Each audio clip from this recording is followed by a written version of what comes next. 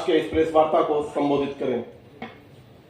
मित्रों, जैसा कि आज इस प्रेस वार्ता में हमारे उपस्थित मीडिया के प्रभारी दानिश जी, सुषमा जी, सभी हमारे नेतागण, प्रेस वार्ता के अवसर पर उपस्थित सभी छायाकार एवं पत्रकार बंधुगण, प्रिंट एवं इलेक्ट्रॉनिक मीडिया के साथीगण, आप सभी को मालूम है कि आज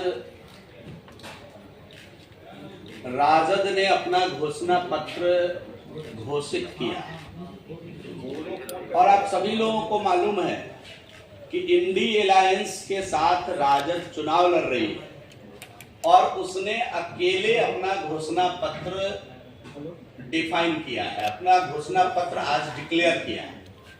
आप सभी लोगों को मालूम है कि उस घोषणा पत्र को देखकर हम एक लाइन में ये कह सकते हैं कि न कोई विजन, न कोई रीजन, आउट ऑफ सीजन है यह राजद का अपरिपक्व घोषणा पत्र।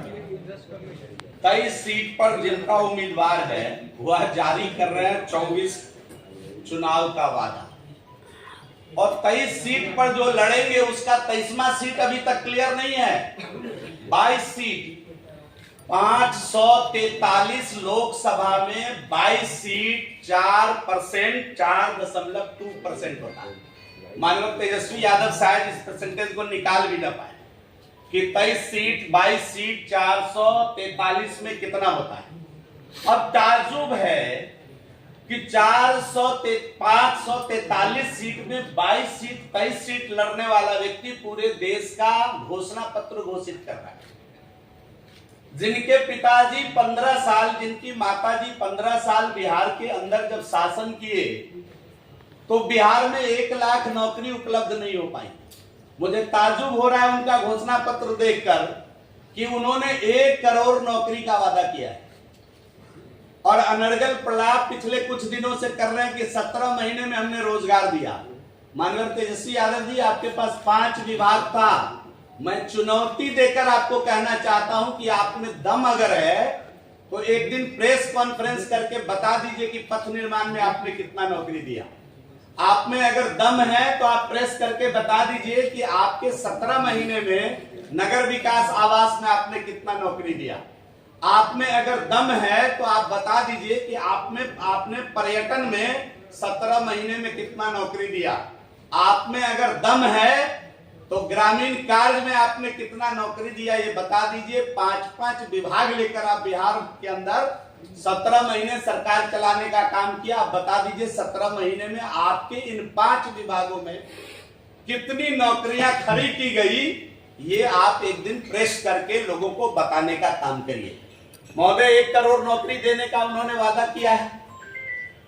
अब जिनके माता पिता अपने परिवार की नौकरी से बाहर कोई नौकरी दे नहीं पाए, परिवार के आरक्षण के बाहर कोई आरक्षण नहीं दे पाए, जिनके माता पिता छपरा की बेटी को घर से निकालकर अपनी बेटी को छपरा में लॉन्च करने का निरर्थक प्रयास कर रहे हैं, उनके पुत्र ने विजन वादा किया है 24 में 23 सीट पर चुनाव लड़के वादा किया है कि हम 1 करोड़ नौकरी देंगे।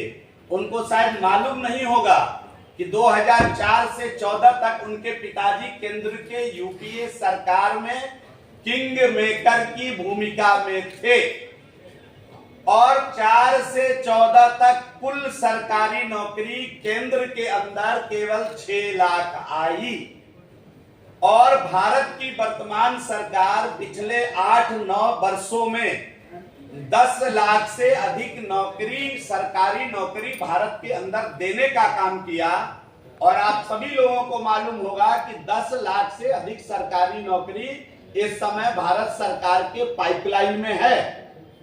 और तो और महोदय को जरा पढ़ना चाहिए, अध्ययन करना चाहिए।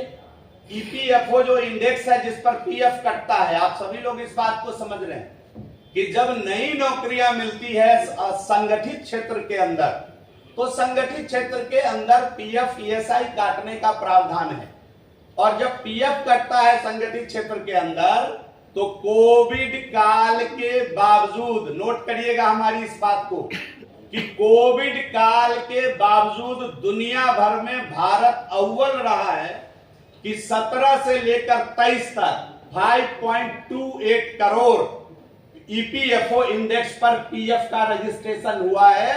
मतलब स्पष्ट है तेजस्वी जी कि लगभग 5.25 करोड़ नए लोगों को रोजगार मिला है। और आपके जमाने में क्या होता था, एक जेब में रखने वाला मोबाइल भी बाहर से बनकर आता था। आज मोबाइल बनाने में भारत दुनिया का दूसरा सबसे बड़ा निर्यातक देश है और हम यहां मेक इन इंडिया के तहत देश के अंदर रोजगार सृजन किए हैं। बड़े पैमाने पर मल्टीनेशनल कंपनी आज रोजगार क्रिएट कर रही है और संगठित क्षेत्र में, अगर संगठित क्षेत्र में 5.28 करोड़ रोजगार केवल 23 से लेके 17 से लेके 23 तक 6 वर्षों में भारत सरकार ने, मैंने इसलिए केवल इस पीरियड का डाटा आपको दिया कि ये कोविड काल भी था और इस पीरियड में भारत सरकार ने अगर 5.28 करोड़ नौकरी खड़ा करने का काम किया संगठित क्षेत्र के अंदर, तो असंगठित क्षेत्र में एक जनरल आंकड़ा है कि असंगठित क्षेत्र में संगठित क्षेत्र की तुलना में 3 गुना रोजगार खड़ा होता है और इतना बड़ा रोजगार सृजन का काम भारत की सरकार ने किया है। और सरकारी नौकरी से देश नहीं चल सकता है, केवल सरकारी नौकरी से देश नहीं चल सकता है। रोज भारत की मोदी सरकार स्वरोजगार सृजन और रोजगार सृजन में पूरे दुनिया में पिछले 10 वर्षों में अव्वल रही है, यह स्पष्ट है।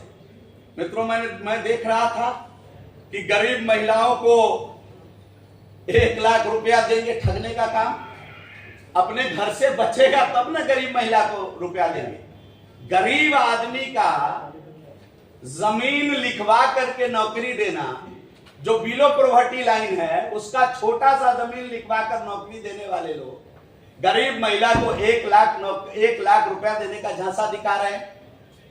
देश के यशस्वी प्रधानमंत्री जी ने कहा है कि हम देश की दीदियों को मजबूत बनाएंगे, उनको ड्रोन तकनीक से लैस करेंगे, उनको आत्मनिर्भर बनाएंगे।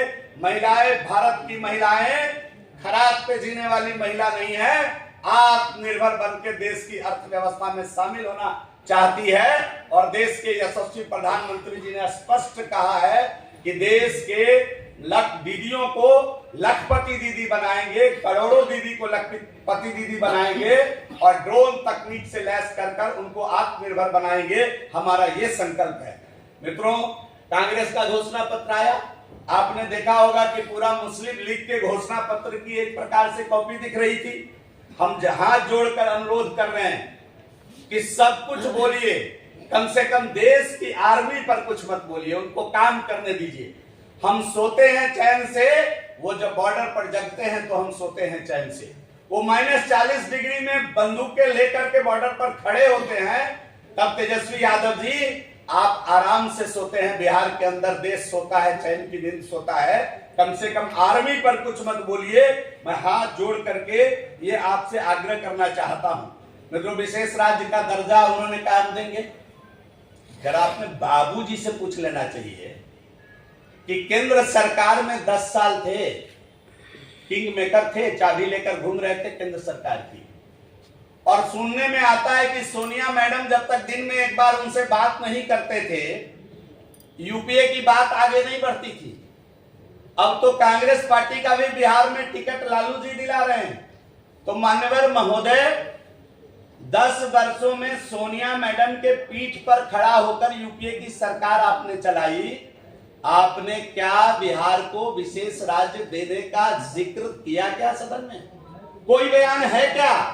आपने कभी प्रेस करके मांग किया क्या? आपने कभी लिख करके मांग किया क्या सोनिया मैडम से कि बिहार को विशेष राज्य का दर्जा दीजिए? बिहार के अंदर 2005 से आज तक बिहार के लोगों का शैक्षणिक सामर्थ्य बढ़ा है।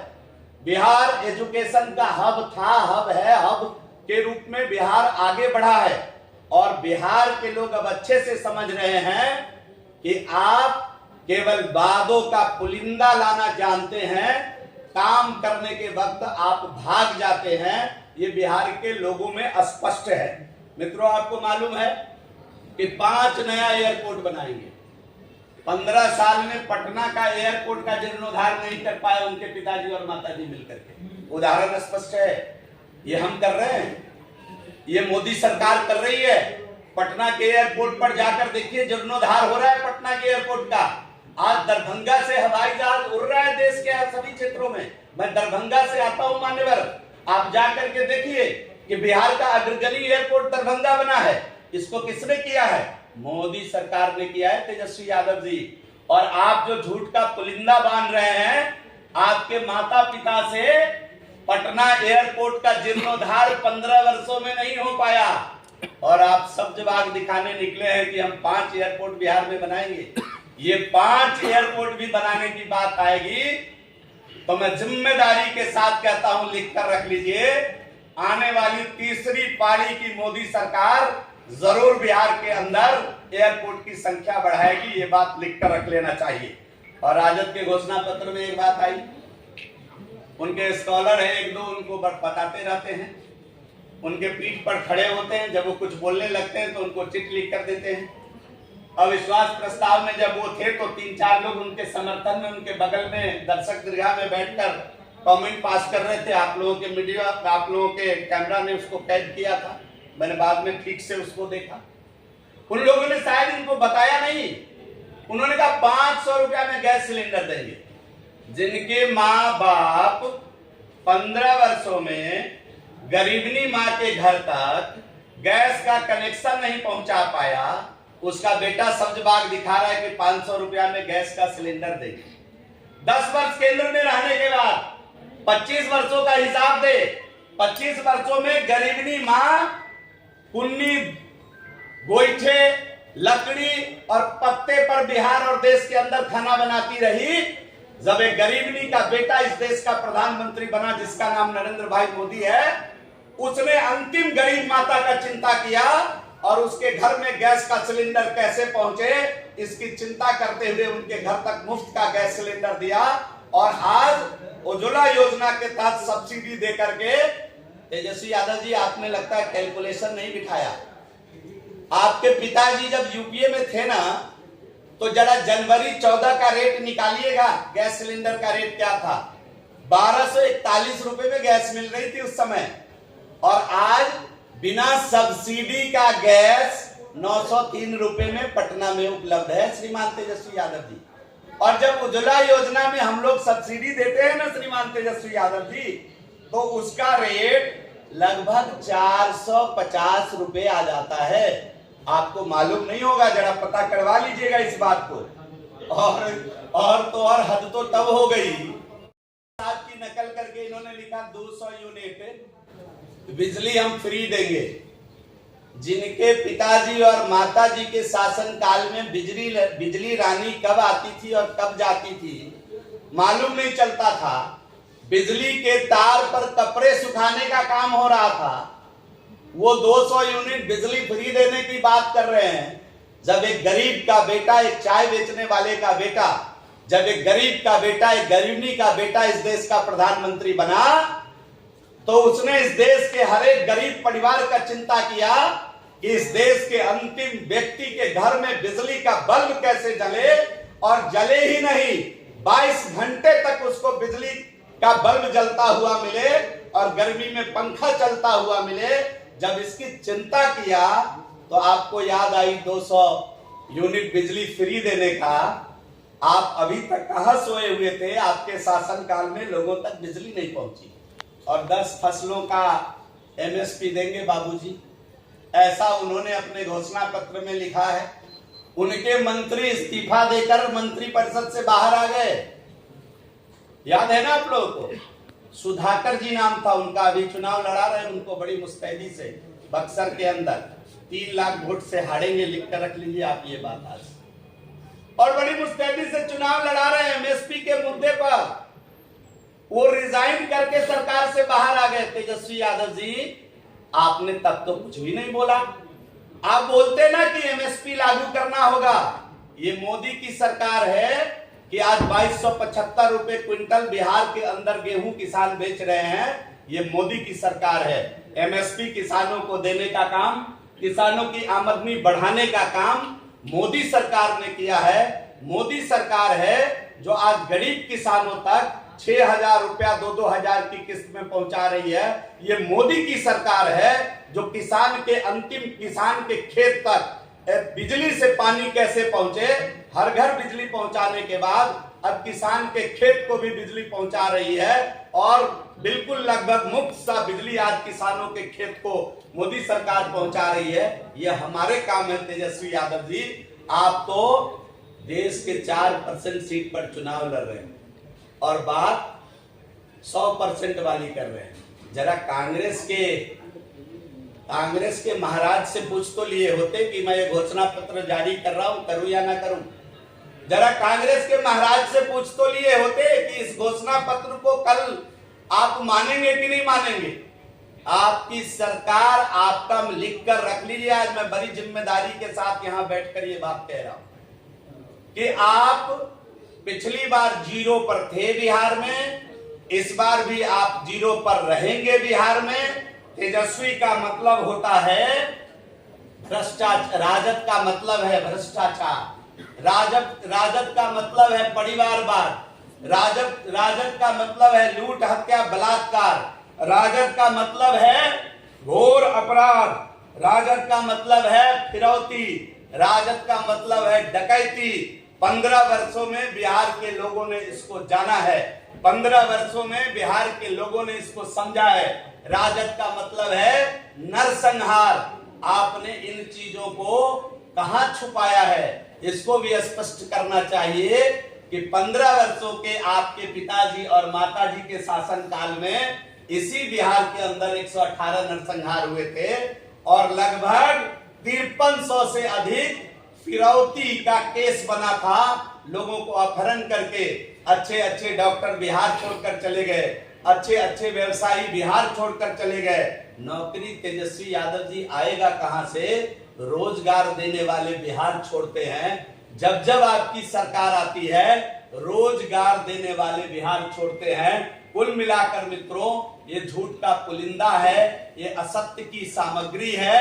राजद का पूरा घोषणा पत्र असत्य की सामग्री है। जिस एनडीए में बिहार के अंदर जब हम लोग सरकार में थे 4,38,000 नियुक्तियां हम लोगों ने फाइनल किया। सरकार चली गई, 6 फेज की बहाली आप सभी मित्रों को मालूम होगा कि नियोजन के माध्यम से हम लोगों ने 6 फेज की बहाली शिक्षकों की कर दी थी। 7वें फेज की बहाली के समय यूपीएससी के माध्यम से मुख्यमंत्री जी ने निर्णय लिया और बिहार के अंदर बड़ी संख्या में बहाली हुई। ढिढोरा पीट रहे हैं कि हमने नौकरी दे दिया। महोदय मैंने पहले सवाल किया आपसे कि महोदय जरा पथ निर्माण में बता दीजिए कितनी नौकरी आपने दी।